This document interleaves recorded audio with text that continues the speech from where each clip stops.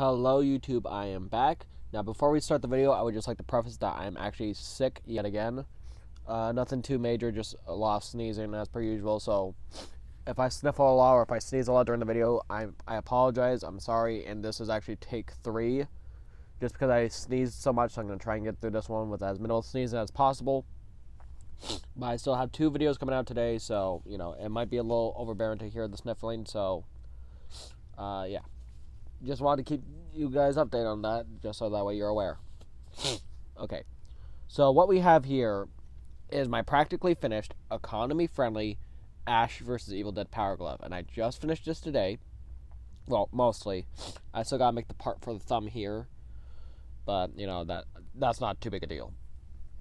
So, what I'm going to do is I'm going to go with you step by step on how I made this. This is going to be just like my other videos, except I'm not going to be in the frame here. You're going to be seeing the Power Glove itself. So let's start off with what I did first. This black housing piece right here. Now, in the Knights of Samaria, there was a knight who made, this piece, which was extremely accurate, the most accurate that's ever been made. But they are no longer in production as of yet. Some knights are talking around about bringing the mold back. So that's another reason you should join the Knights of Samaria, as I stated in my last video. If you are looking for really high-end props, or you're looking for somebody who's looking into selling this kind of thing, then that's the place you want to go for this. But we're talking budget friendly here.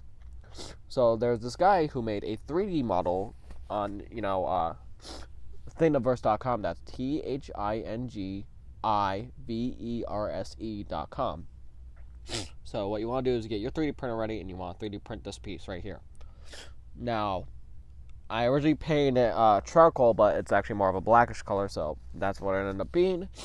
You want to paint the flashlight silver, add a strip of blue, paint the top panel here silver, add some screws, because it doesn't come with everything that you need. It does not come with this screw right here. It does not come with these screws on the side here. And it does not come with this little latch right here. I'll get to that in a second. So once you paint this all black, you got that silver and blue, and you got this button here, silver and red, and this little knob here, silver and black. Up next, you can add your screws. I put these in by hand because it's a honeycomb 3D print, so I was afraid to use a drill. You can drill through this, it is possible, but I just found it a bit more safe to just drill directly into it using the screwdriver and the actual screw. And you can see the screws are in there nice and tight, they ain't falling out. You can see them right there, and you can see they hold the toggle latch here pretty nice and tight. Up next, you want to get a nice old backpack strap with what's known as a, what was this thing called? I think it was called a safari latch or something like that. It's just basically a nice little latch right here that you use for carrying heavy things or tow trucking or something like that. I'm not sure what it's exactly used. So it's called a cam buckle. That's what it's called. It's a cam buckle. So, you can find one of those on eBay fairly cheap. And you want to get the strap. What I use is just a cheap backpack strap that I just cut off a backpack. And it's screwed in place here. Then I cut out a piece of thin flashing. You can get these for 50 cents at Lowe's. Very easy to cut and very easy to drill through. And I just add 2 screws there. And there you go. That's your black housing piece so far. I'm going over how I did everything in order. So up next, you want to get this black sort of piece right here. The correct way to go would be to get a Milwaukee leather glove where it detaches from the cuff. That's what they used in the show. But obviously, I did not have the money for that. Oh, my camera's kind of blurry. Let me try cleaning it off here really quick.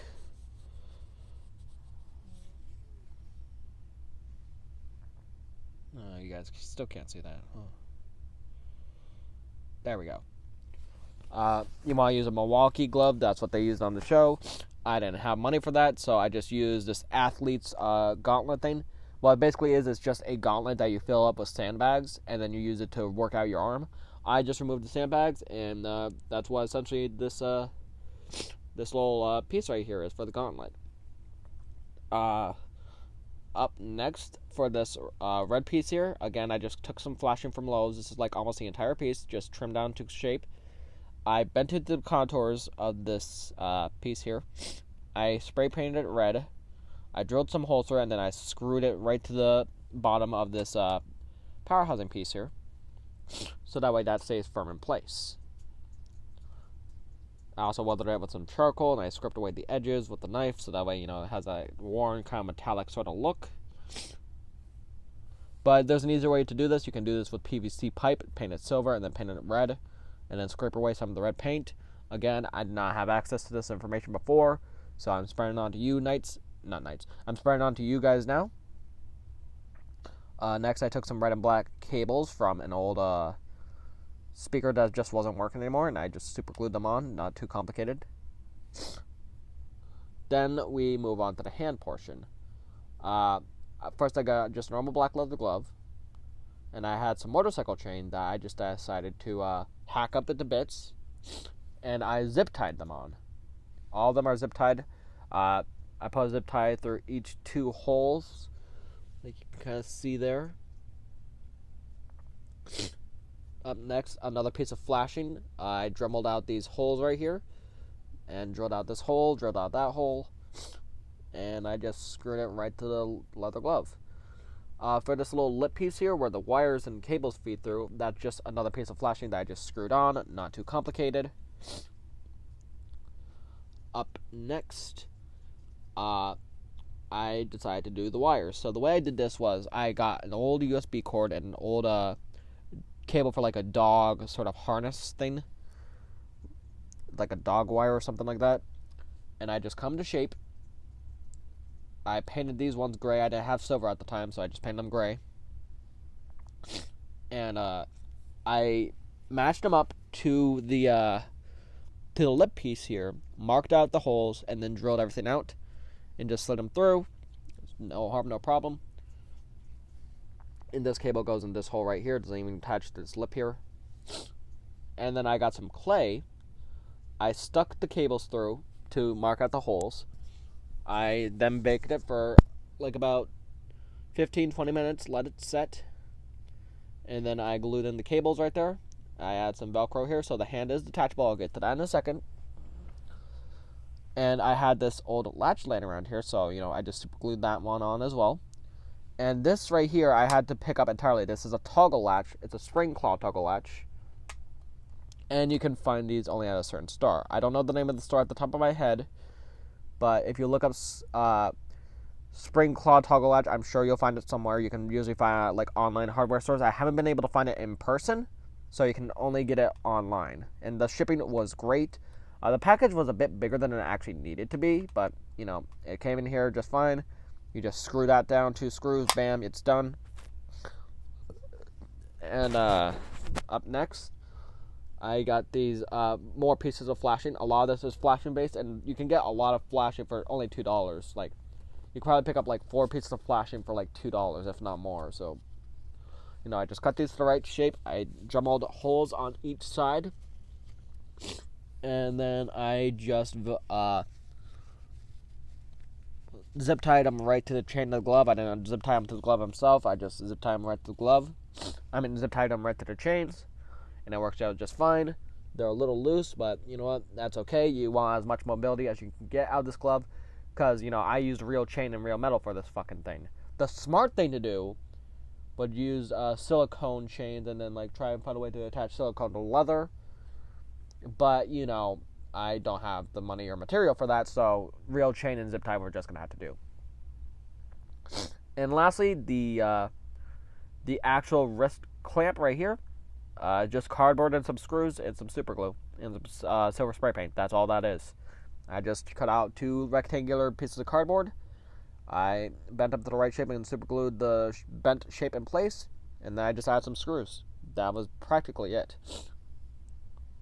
So yeah, guys, that's my completed power glove, step by step. I'm sorry I couldn't really explain too much in detail. I've explained it more further, slower in detail in past videos. This is just kind of an overview, so you guys can get an idea of what to do.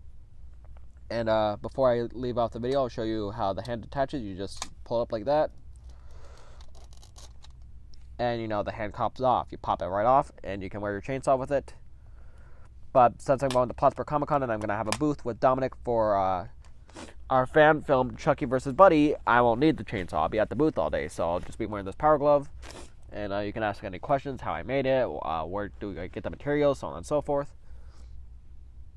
But yeah, guys, if you would like more information on this like whole housing piece and this red piece right here, I did do previous videos on that, so you can check those out for more in-depth details. So yeah, guys, I hope to upgrade this soon. These old parts will be given away soon. Not the glove with the leather, with the chains and the silver bits. The red piece, the wires, the cuff, the black piece, the red piece, and the housing piece will all be given away. I'm keeping the toggle latch, and I'm keeping the glove with the chain and the silver bits. But if you want the rest of the parts, go to the Knights of Samaria group, and you have to join the group, and you'll have to participate in whatever I choose to do in order to dictate who gets the pieces for the glove. With that being said, guys, I hope you enjoyed this video. Tell me what you think of this power glove. Do you think it's pretty good? For, its price. Remember, this is very budget cheap. I barely spent anything on this. I spent, like, money on flashing, but that was about it. Everything else was found around the house. So, tell me what you guys think. And I will be doing another video today. This one's a bit of a special video because it's something I was not at all expecting at all. Like, I'll get into that in my next video, but for now, you guys stay groovy, and I will see you guys in a couple minutes. Stay tuned.